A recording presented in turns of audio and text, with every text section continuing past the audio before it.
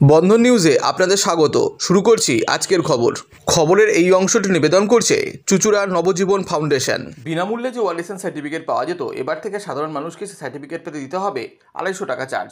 এই ঘটনার প্রতিবাদ জানিয়ে হুগলিতে পোস্টার পড়া নিয়ে বিতর্ক। এদিন হুগলির কোদালিয়া 2 নম্বর গ্রাম পঞ্চায়েতের অন্তর্গত হুগলি স্টেশন লাগোয়া লোহারপাড়া, কৃষ্ণপুর বাজার, কোদালিয়া ও নলডাঙ্গা সহ একাধিক জায়গায় এই পোস্টারটা দেখতে পাওয়া যায়। সূত্রের খবর, এই পোস্টার লাগিয়েছে বিজেপি। ঘটনার খবর পেয়ে জেলা বিজেপির নেতৃত্বকে কটাক্ষ করলেন চুঁচুড়ার বিধায়ক অসিত মজুমদার। বিজেপির নেতৃত্ব কর্মীদের ছাগলের 3 সন্তানের তকমা দিয়ে তারা কিছুই জানেন না বলে অভিযোগ জানালেন তিনি।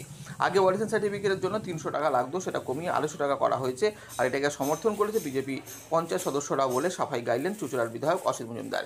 এদিকে চুঁচুড়ার বিধায়ক অসিত মজুমদারকে কটাক্ষ করে জেলা বিজেপির সাধারণ সম্পাদক সুরেশ সাহেবের অভিমত, ইডি ও সিবিআইয়ের অভিযানে তৃণমূলের অন্তর্মহলের টাকা সব বেরিয়ে গেছে, তাই আগামী লোকসভা নির্বাচনের খরচ জোগাতে তৃণমূল এইসব করছে। পাশাপাশি এই ঘটনার শেষ দেখে ছাড়বে বলে বিজেপি বলে হুঁশিয়ারিও দিলেন তিনি।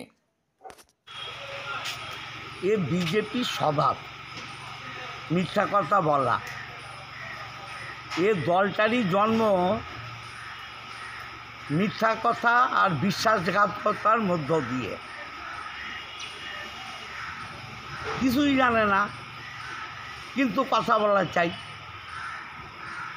এই পঞ্চায়েতে কোনো ইন্ডাস্ট্রি নেই, তা পঞ্চায়েতের ওন ফান্ডটা কোত্থেকে উঠবে? নিজস্ব ফান্ড একটা দরকার। পঞ্চায়েতের বাড়ি বাড়ি ট্যাক্স কত,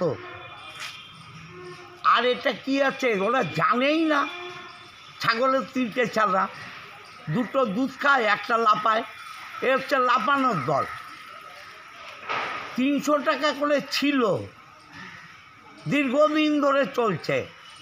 বোর্ড মিটিংয়ে প্রধান এবং সব মেম্বাররা, সিপিএম বিজেপি সবাই মিলে যৌথ সিদ্ধান্ত 50 টাকা আরও কমিয়ে দিল। তা মানুষের মঙ্গল হলো না অমঙ্গল হলো?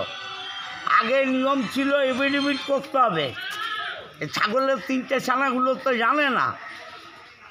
এফিডেভিট করতে গেলে কত খরচা? 200 টাকা, 250 টাকা, 300 টাকা এফিডেভিট খরচা। তো এফিডেভিটটাও তুলে দেওয়া হয়েছে পঞ্চায়েতের মেম্বাররা যদি লিখে দেয়। তাই মানুষের লাভ হলো না লোকসান হলো? অতএব এটা একটা বিভ্রান্তিমূলক প্রচার। আর বিজেপির যে 4টে মেম্বার আছে তারাও এটাকে সমর্থন করেছে। এই ছাগলগুলোকে ওই মেম্বাররাও সমর্থন করে না। এই পঞ্চায়েতে যে ওয়ারিশন কেলেঙ্কারি, যে টাকা নেওয়ার ব্যাপারে 250 টাকা পোস্টার পড়েছে, ব্যাপারটা কি? কোন বিষয়ে যেটা এরকম নির্দিষ্ট কোনো সরকারি গাইডলাইন নেই যে ওয়ারিশন সার্টিফিকেটের জন্য 250 টাকা করে তোলা হবে, টাকা তোলা হবে, এরকমও কোনো গাইডলাইন নেই সরকারের। এরকম যখন গাইডলাইন নেই, এই টাকাগুলো কী জন্য নেওয়া হচ্ছে? যদি বলা হয় যে হ্যাঁ পঞ্চায়েত ডেভেলপমেন্টের জন্য নেওয়া হচ্ছে, তা কিসের ডেভেলপমেন্ট? রাজ্য সরকার নাকি এই পঞ্চায়েতে টাকা দেয়, কেন্দ্রীয় সরকার থেকে এইখানে বিভিন্ন খাতে টাকা আসে, তারপরেও এই ডেভেলপমেন্টের যে কথা সামনে তুলে ধরা হচ্ছে, এটা শুধু শুধু শুধু কেবল ভাওতা। আসলে যে বিষয়, সামনে লোকসভা ভোট, সিবিআই ইডি যে প্রকারে এদের নেতা মন্ত্রীদের বাড়িতে হানা মেরেছে, সেখানে এদের যে অর্থের কোষাগার তৃণমূলের, সেটা ফাঁকা হয়ে গেছে। এখন সেই জায়গা পূরণ করার জন্য এই রকম নানান রকম বিষয় সামনে তুলে ধরে মানুষের কাছ থেকে সরাসরি টাকা হাতিয়ে নিতে চাইছে। কারণ সামনে এই লোকসভা ভোটে এই টাকাগুলোই কাজে লাগানো হবে। এরা পঞ্চায়েতে মানুষের ভোটে তো জিতে পৌঁছায় না, ছাপ্পা ভোটের দ্বারা জিতে পৌঁছায়, এবং সেখানে পৌঁছে এইভাবে মানুষের সঙ্গে অত্যাচার শুরু করে দেয়। আজকে একটা মানুষের সারাদিনে 300 টাকা রোজ নেই, সেখানে ওয়ারিশন সার্টিফিকেটের জন্য 250 টাকা তোলা হবে, সেটা একবার এরা ভাবার মানসিকতাই নিয়ে আসে না। কখনো গ্রামসভার সাংসদ বসে না, সাধারণ মানুষের কাছ থেকে কখনো জানতে চাওয়া হয়েছে যে এই 250 টাকা করে নেওয়া কি ঠিক হবে কি না? সুতরাং এরকম কোনো বিষয়ে এরা আমল দেয় না। এরা যে কোনো বিষয় থেকে শুধু কেবলমাত্র টাকা কামাতে ব্যস্ত। উল্টে বিধায়ক বলেছেন যে এটা 300 টাকা ছিল, 250 টাকা করা হয়েছে। বিজেপি পঞ্চায়েত সদস্যরাও এটা সমর্থন করেছে। বিজেপির কোনো পঞ্চায়েত সদস্য সমর্থন করেনি, বিজেপির পঞ্চায়েত সদস্যদের ভুল বুঝিয়ে সিগনেচার করানো হয়েছে। এরকম কোনো গাইডলাইন নেই। উনি দেখাতে পারবে যে এরকম কোনো সার্কুলার আছে, যে সরকারি সার্কুলার, যেখানে বলা হয়েছে যে 250 টাকা করে নেওয়া হবে বা টাকা নেওয়া হবে? টাকা আসছে কোথা থেকে? মানুষের কাছ থেকে কেন টাকা নেওয়া হবে? পঞ্চায়েতে মানুষ পৌঁছায় সমস্যার সমাধান পেতে, সেখানে মানুষকে এইভাবে লুটবে, এটা অন্যায়। আমরা এর প্রতিবাদ জানাচ্ছি, ধিক্কার জানাচ্ছি। পরবর্তীকালে কি আর আন্দোলন করবেন এই ব্যাপারে? অবশ্যই এই টাকা নেওয়া বন্ধ করতে হবে। কোদালিয়া 2 নম্বর পঞ্চায়েতকে এই টাকা নেওয়া বন্ধ করতে হবে, নচেত আমরা দলীয়ভাবে এই পঞ্চায়েত ঘেরাও করব। এর জন্য বিশ্বমানের flask, micro oven, mixer grinder, induction সহ আধুনিক রান্নাঘরের সামগ্রী উৎপাদন সারা বিশ্বে আলোড়ন সৃষ্টি করেছে বড়সিল। পাশাপাশি বিশ্বমানের সোলার গ্লাস, যা সোলার সিস্টেমের অন্যতম সামগ্রী তৈরি করে, সারা বিশ্বে নজির গড়েছে বড়সিল। দেশের বাজারে পাশাপাশি বিশ্ববাজারেও সব প্রতিযোগী কোম্পানিকে পিছনে ফেলে এগিয়ে চলেছে ভারতের বড়সিল। রাজস্থানের বড়সিল কারখানায় 1200 মহিলার কর্মসংস্থান হয়েছে। প্রতিদিন রাজস্থানের প্রত্যন্ত গ্রাম থেকে ওই মহিলাদের গাড়ি করে কারখানায় নিয়ে আসে কারখানা কর্তৃপক্ষ। তারা বড়সিলের বিশ্বমানের প্লেটের ডিজাইনে কাজ করে। দিনের শেষে তাদের গাড়ি করে বাড়ি ফিরিয়ে দেয় কারখানা কর্তৃপক্ষ। কর্মসংস্থানের এই বেনজির দৃষ্টান্তের জন্য বড়সিল কোম্পানিকে কুর্নিশ জানায় ভারতবাসী।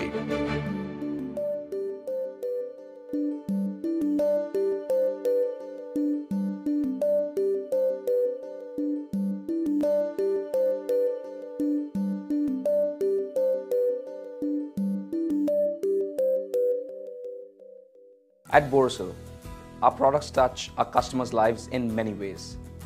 Our philosophy is simple: understand the evolving needs of our customers and deliver solutions to meet them.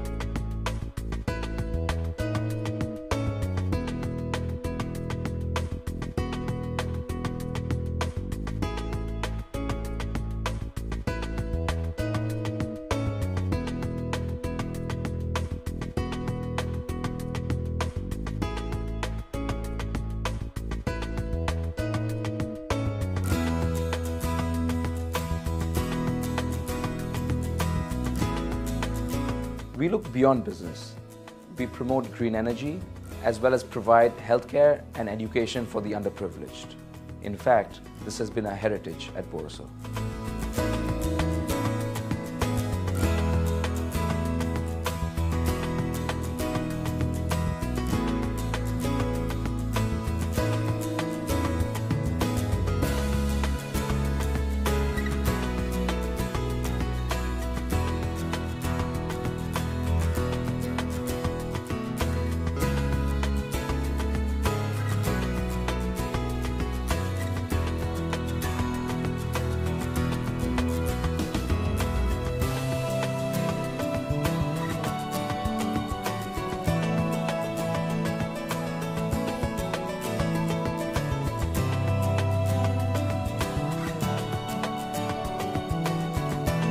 Our products are developed with innovation and thought. It is technology emboldened by the human spirit.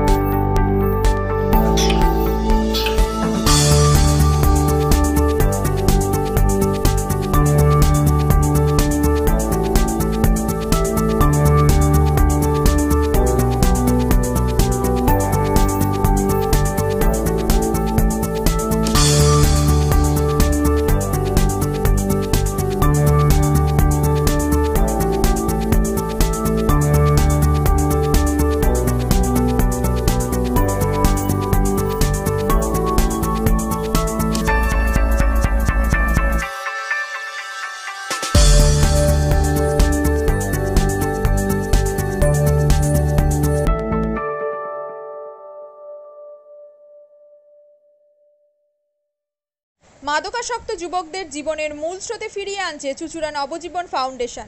আজ থেকে 7 বছর আগে পথ চলা শুরু হয়েছিল এই সংস্থার। হুগলি জেলা থেকে শুরু হয়েছিল নবজীবন ফাউন্ডেশনের কাজ। আজ গোটা উত্তর পূর্ব ভারতে ছড়িয়ে পড়েছে তার ব্যাপ্তি। জেলা ও রাজ্যের হাজার হাজার মাদকাসক্ত যুবকদের মানসিক ও শারীরিক চিকিৎসার মধ্যে দিয়ে সুস্থ জীবনের পথে ফিরিয়ে আনছে নবজীবন ফাউন্ডেশন। কী করে এই সংস্থাকে তিল তিল করে গড়ে তুলছেন বন্ধন নিউজ এর ক্যামেরার সামনে, সে কথা বললেন সংস্থার কর্ণধার চন্দন দাস। দেখি ওটার মধ্যে কি আছে বা পাড়ার বড় দাদারা করছে, আমিও একটুখানি করি, ফিলিংসটা কি সেটা দেখতে যাই। এবং একটা সার্টেন টাইমের পর কি হয়, সেটা ফ্রিকোয়েন্সিটা তখন অনেক বেশি থাকে, গ্যাপ থাকে যখন শুরু করে। পরবর্তীকালে যখন নির্ভরশীল হয়ে পড়ে সেই একটা সাবস্টেন্সের উপর, তখন সেটা থেকে বেরোনোর জন্য সে নানা রকম চেষ্টা করে, কিন্তু তার ওয়ে আউটটা জানা নেই যে কোন রাস্তা দিয়ে গেলে নেশা থেকেও বিরত থেকে সুস্থ স্বাভাবিক জীবনযাপন করা যায়। তো আমি ভাবলাম যে শুধুমাত্র আমি সুস্থ স্বাভাবিক জীবনযাপন করলাম, আমার জীবনের সার্বিক উন্নতি হলো, বা আমার যেসব এম বা আমি জীবনে যে জিনিসগুলো করতে পারিনি সেগুলো আমি ফুলফিল করলাম, তাহলে তো শুধু আমার কথাই ভাবা হবে। তাহলে আমি এরকম কিছু কাজ করি যাতে আমার মতো আরও 5 জন আমার দ্বারা উপকৃত হয়। এবং একটা সার্টেন টাইমের পর যখন মানুষ চায় যে ফিরতে, অথচ তার কাছে রাস্তা থাকে না, তখন এই একটা WHO ওয়ার্ল্ড হেলথ অর্গানাইজেশন একটা প্রসিডিউর বার করে